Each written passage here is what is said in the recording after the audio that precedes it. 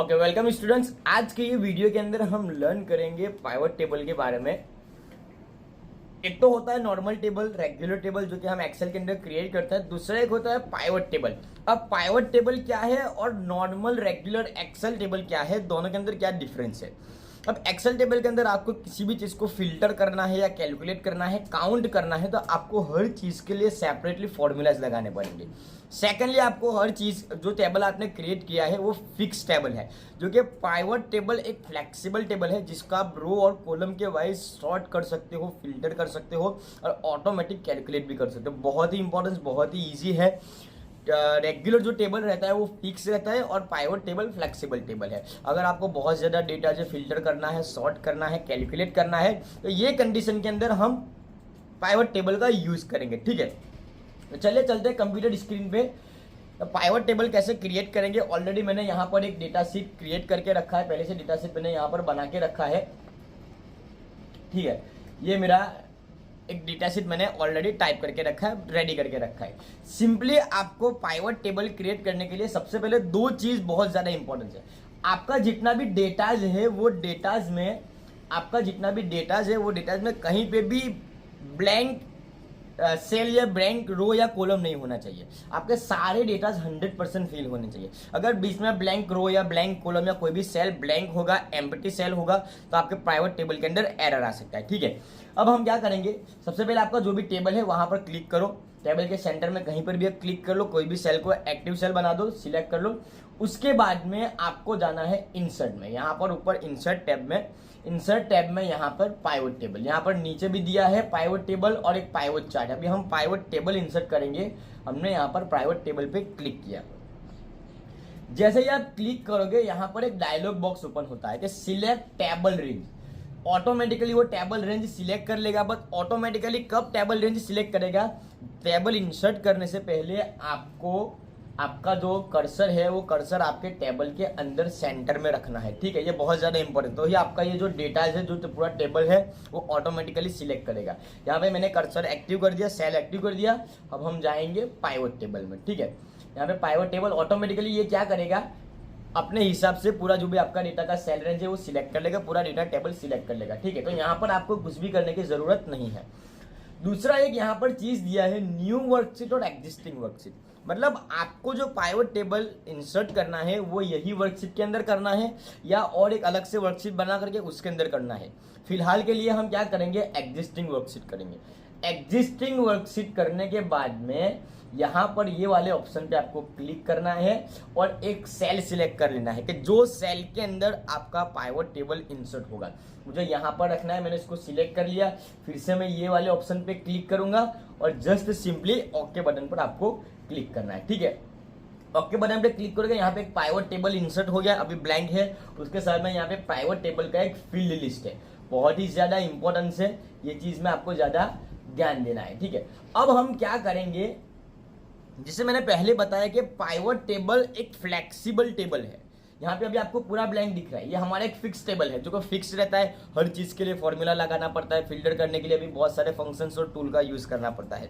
यहाँ पर क्या है, ये वाले ऑप्शंस में यहाँ पर एक फील्ड लिस्ट दिया है। इसका यूज करके आप पाइवट टेबल को फ्लेक्सिबल कर सकते हो और अपने यूजेस के अकॉर्डिंग आपको जो डेटा शॉर्टलिस्ट करना है, कैलकुलेट करना है, उसके अकॉर्डिंग आप यहाँ पर उसका रिजल्ट जनरेट करवा सकते हो। सिंपली यहाँ पर एक दिया है रो लेबल, वैल्यू और कॉलम टाइप। ये तीन चीजें बहुत ज्यादा मेन है।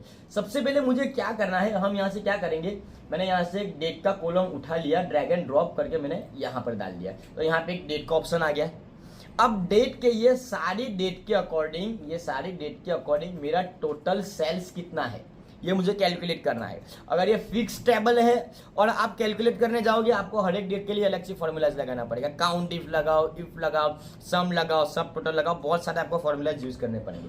यहाँ पे मैंने एक टेबल ले लिया। अब मुझे वैल्यूज, कौन सी वैल्यूज को मुझे सम करना है, सेल वाले कॉलम का, इसको मैंने उठा करके डाल दिया वैल्यूज में। तो यहाँ पे 4 डेट को टोटल मेरा कितना सेल है ऑटोमेटिकली रिफ्लेक्ट करेगा विदाउट एनी फॉर्मूलाज। ठीक है, और यहाँ पे मेरी 4 डेट्स होगी, तो वो जितनी भी मेरी 4 डेट्स के अकॉर्डिंग वो सीधा यहाँ पे आपको डेटा रिफ्लेक्ट करेगा। ठीक है, सारी जितनी भी डेट्स है, जितने भी ये रो लेबल्स है, सबको मिक्स करके टोटल आपको यहाँ पर रिफ्लेक्ट है। इंडिविजुअल आपको कैलकुलेट करने की जरूरत नहीं है। यहाँ पे एक ध्यान देने वाली चीज़ ये है कि ये वाला जो ऑप्शन है वैल्यूज वाला, वहाँ पे ओनली वही कॉलम काम करेगी जिसके अंदर न्यूमेरिक और नंबर्स वैल्यू है।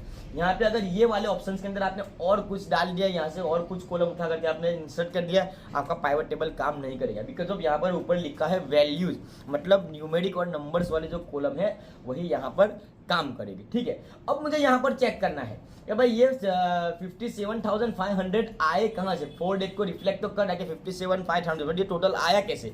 अगर आपको उसका भी रिपोर्ट चेक करना है, सिंपली उसके ऊपर डबल क्लिक करना है।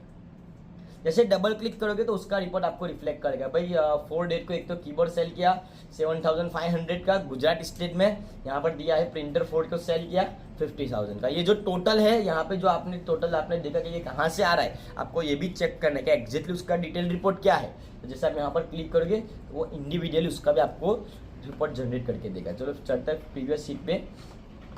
नीचे यहाँ पर दिया है कि ये भाई 7,44,000 कहाँ से आए, उसको भी आप डबल क्लिक करोगे उसका भी आपको रिपोर्ट रिफ्लेक्ट करेगा कि भाई 8 डेट को ये प्रोडक्ट हमने सेल किया है, कितने कितने अमाउंट का सेल किया है और कौन से स्टेट में सेल किया है। ठीक है, अब ये जो चीज़ें हमने देखी, ये अगर आप ये रेगुलर टेबल के अंदर कैलकुलेट करने जाओगे बहुत ज़्यादा टाइम जाता है, बहुत ज़्यादा फॉर्मूलाज, बहुत ज़्यादा आपको फंक्शंस लगाने पड़ते हैं। ठीक है, चलो अब हम फिर से इसको नॉर्मल टेबल कर देते हैं। यहाँ से सारी फील्ड्स हमने हटा दी। अब हमें क्या करना है, रीजन के अकॉर्डिंग चेक करना है। तो मैं यहाँ स्टेट के अकॉर्डिंग चेक करना है, मैं यहाँ से स्टेट पहले ले लूंगा। ठीक है, यहाँ पे मैंने स्टेट लगा दिया। अब स्टेट के अकॉर्डिंग कितना सेल्स है, तो मैं यहाँ से सेल्स को उठा करके कहाँ पर डाल दूंगा, वैल्यूज में। तो ये जो मेरा टोटल जो रिफ्लेक्ट करेगा भाई आसाम में टोटल कितना सेल्स है, गुजरात में कितना सेल्स है। तो यहाँ से अगर आप इंडिविजुअली चेक करना चाहोगे, आपको गुजरात का टोटल निकालना पड़ेगा, आसाम का टोटल निकालना पड़ेगा। पाइवट टेबल फ्लेक्सिबल है, आप अपने हिसाब से अपने अकॉर्डिंग आपको जो भी चीज़ लगानी है, जैसे उसको फिल्टर करना है, जैसे शॉर्ट लिस्ट करना है, जैसे कैलकुलेट करना है, आप कर सकते हो। अब मुझे डिटेल में चेक करना है, आसाम में 20,000 का सेल तो दिखा रहा है, बट 20,000 का कौन सी चीज़ का कौन सी डेट को सेल किया है। मैं डबल क्लिक करूंगा, उसका पूरा रिपोर्ट ओपन करेगा। एक डेट को हमने आसाम में मॉनिटर सेल किए थे 20,000 के आसाम में। वंस अगेन हम यहाँ पर नीचे जाएंगे, गुजरात में जाएंगे, गुजरात में कितनी चीज़ का सेल किया है, डबल क्लिक करो, यहाँ पे रिफ्लेक्ट करेगा कीबोर्ड और प्रिंटर, यहाँ पे डेटा आपको रिफ्लेक्ट करा है। ठीक है, तो ये जो है पूरा पाइवट टेबल है। यहाँ से आप मेरे टेबल के अंदर 4-5 ही रोज है, इसलिए मैं उससे ज़्यादा आपको फिल्टर करके दिखा नहीं सकता हूँ, लेकिन ये आपको सिंपल और short language, this is the very easy कि पाइवट टेबल के अंदर आपको फॉर्मूलाज फंक्शंस यूज नहीं करना है। और सबसे बड़ी चीज़ कि आप ये जो कॉलम से अपने अकॉर्डिंग अपने हिसाब से इसको शॉर्ट लिस्ट फिल्टर कर सकते हो। हमने इसको फिर से हम यहाँ से वापस चले गए। अब मुझे लेना है प्रोडक्ट नेम, भाई मुझे प्रोडक्ट से उसको फिल्टर करना। मैंने यहाँ पे रो में प्रोडक्ट लगा दिया। अब मैं यहाँ पे उसका सेल वैल्यूज में लगा दूंगा। भाई सीपीयू का टोटल कितना सेल है, 7,25,000। अब उसके अंदर मुझे डिटेल रिपोर्ट चेक करना है कि भाई कौन से स्टेट में कौन से डेट को सेल किया है। जस्ट सिंपली डबल क्लिक करते हैं, यहाँ पे रिफ्लेक्ट करेगा 8 डेट को मैंने सीपीयू सेल किया है, यहाँ पे आपको उसका फिगर रिफ्लेक्ट करेगा। तो डिटेल रिपोर्ट भी आप पाइवट टेबल यूज करके चेक कर सकते हो। बहुत ही इजी, बहुत ही सिंपल है। और जितनी बार आप यहाँ से रिपोर्ट के लिए क्लिक करोगे उतने यहाँ पे आपकी सीट्स जनरेट होती जाएगी। तो एक बार आपने यहाँ पर मुझे कीबोर्ड का चेक करना है, क्लिक करेंगे ऑटोमेटिकली यहाँ पर मेरी एक न्यू सीट जनरेट हो जाएगी, ये कीबोर्ड के रिपोर्ट के लिए।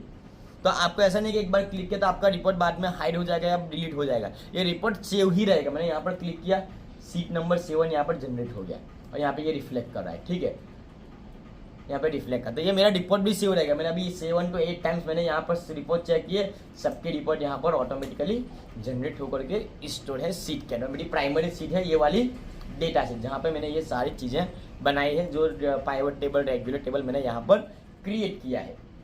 बहुत ही ईजी है, बहुत ही सिंपल है। अगर आपको डेट से शॉर्ट लिस्ट करना है, डेट से कैलकुलेशन करवाना है, इसको मैं फिर से यहाँ से वापस कर देता हूँ। मैंने यहाँ से ले लिया डेट, यहाँ पे सारी डेट आपको रिफ्लेक्ट करेगी। सेम डेट होगी तो एक ही बार रिफ्लेक्ट करेगी। उसके बाद मैंने यहाँ से ले लिया सेल, मैंने वैल्यूज में सेल डाल दिया।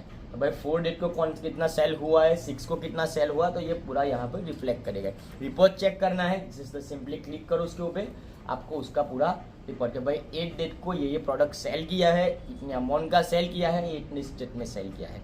तो ये है पाइवट टेबल, जिसका यूज़ हम रेगुलर टेबल को ना करके अगर हम पाइवट टेबल का यूज़ करते हैं तो बहुत ज़्यादा इंपॉर्टेंस, बहुत ज़्यादा यूजफुल है। तो बहुत सारे इजी और बेसिक फंक्शंस इसके अंदर हम यूज़ कर सकते हैं, बहुत ही इंपॉर्टेंस है। क्यों? बिकॉज जो रेगुलर टेबल है वो एक तो फिक्स टेबल है। अगर आपको उसके अंदर किसी भी चीज़ का कैलकुलेट करवाना है अलग से, याद आप कॉलम क्रिएट करो अलग से, जैसे हमने यहाँ पर देखा कि row wise, date wise, column wise filter करो, कैलकुलेट करो, सब टोटल वाला फंक्शंस यूज करो, सम का फंक्शंस यूज करो, ये सारी चीज़ें आपको कैलकुलेट करनी पड़ती है। और अलग से उसका रिपोर्ट भी जनरेट नहीं होता, वो सारा एक ही सीट पे रहता है। अगर अलग से रिपोर्ट जनरेट करना है तो आपको फिर से अलग से वो सीट क्रिएट करनी पड़ेगी, बहुत सारे फॉर्मूलाज यूज करने पड़ेंगे। तो पाइवट टेबल फ्लेक्सिबल है और बहुत सारा हमारा जो फॉर्मूलाज का जो वर्क है, फंक्शंस का वर्क है, वो सेव करके हमें बहुत ही इजी, फास्टेस्ट और फ्लेक्सिबल और डिजायर्ड रिपोर्ट जनरेट करके हमें रिफ्लेक्ट करता है। तो ये था पूरा पाइवट टेबल का। नेक्स्ट वीडियोस के अंदर हम पाइवट चार्ट क्या होता है, कैसे क्रिएट करेंगे, ये लर्न करेंगे। Thank you so much, have a nice and wonderful day.